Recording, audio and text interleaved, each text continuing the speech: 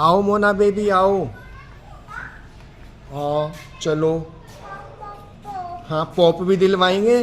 Baby की दिवाली की तैयारी में पॉप भी दिलवाएंगे। आओ आजा मोना आजा। आजा बाबू आजा।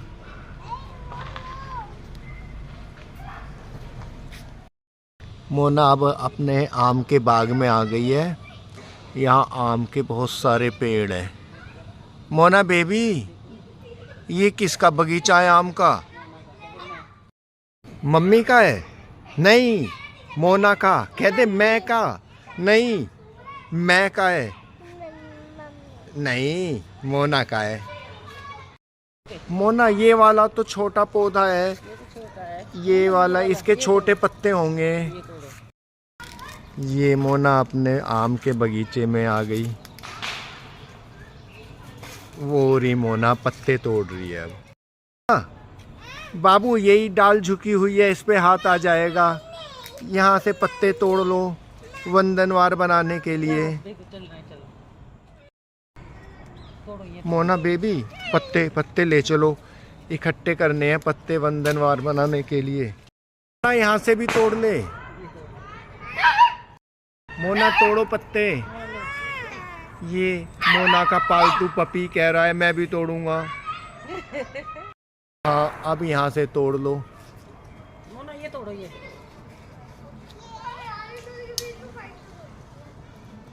हाँ इकट्ठे कर लो। वंदनवार बनाने में आम के पत्तों का विशेष महत्व है।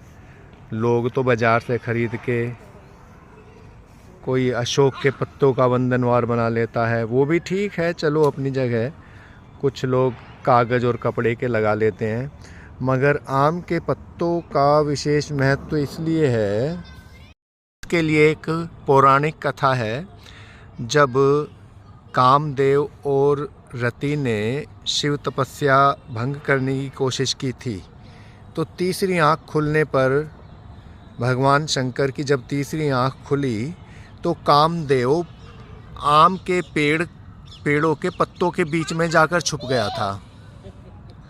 तब भगवान शंकर ने कहा था, देख कामदेव तू कब तक छुपा रहेगा, मेरी तीसरी दृष्टि के कोप का शिकार तो बनना ही पड़ेगा।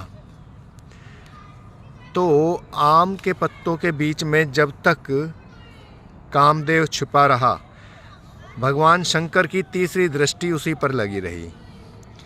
इसीलिए क्या कहानी चल निकली है कि आम के पत्तों में भगवान शंकर की सीधी दृष्टि रहती है, और इसी सीधी दृष्टि की वजह से आम के पत्तों में विशेष पावर कही जाती है कि जब वंदनवार आम के पत्तों का बनाया जाता है तो विषय विकार नष्ट हो जाते हैं। वजह यह है कि यहाँ भगवान शंकर की तीसरी दृष्टि लगातार बनी रहती है, इसलिए काम विकार नहीं हो पाता। आरती में भी कहा गया है, जो ओम जय जगदीश हरे में ईश्वर से प्रार्थना की गई है कि विषय विकार मिटाओ पाप हरो देवा। यानी काम तो बुरा नहीं है, मगर विषय विकार यानी काम का विकार बुरा कहा जाता है।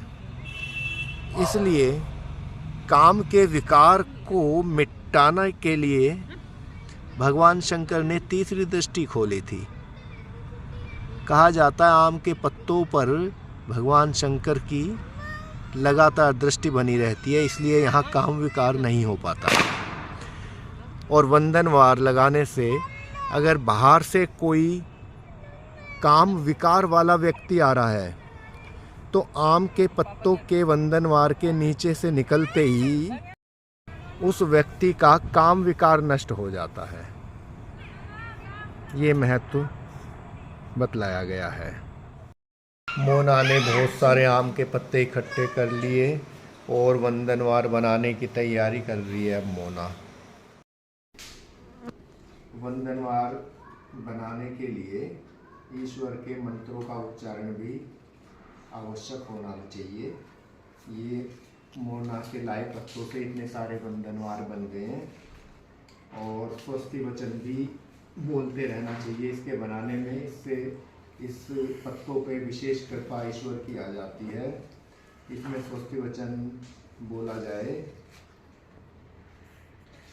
ओम स्वस्ति न इंद्रो वृद्धश्रवा स्वस्ति न पूषा विश्ववेदा स्वस्ति नस्ताक्षर्यो अरिष्टनेमि स्वस्ति नो बृहस्पतिर्दधातु। ये स्वस्ति वचन से इसमें विशेष अच्छे गुण वंदनवार में आ जाते हैं। ये वंदनवार लगाने की प्रक्रिया आरंभ।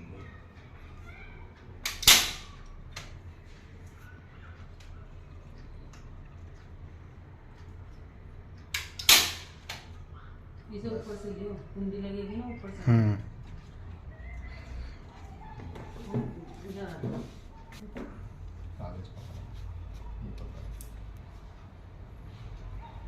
बंद है ना? वो कब ठीक है?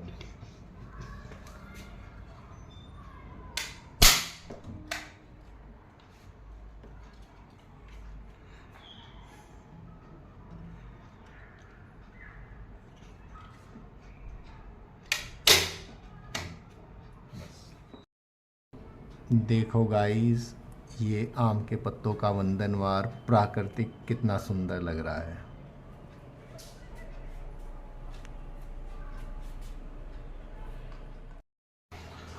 ये दूसरा वंदनवार।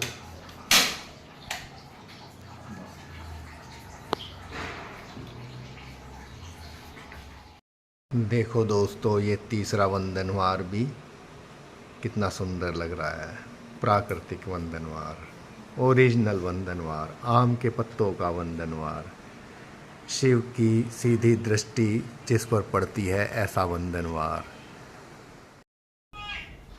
दोस्तों, ये वीडियो में विशेष जानकारी जिनको पसंद आई हो, कृपया चैनल को पहली बार जो आए हैं वो सब्सक्राइब करें और लाइक करें और अपने दोस्तों को, रिश्तेदारों को शेयर भी करें। ये विशेष जानकारी ज्ञान में वृद्धि करती है। ओवर।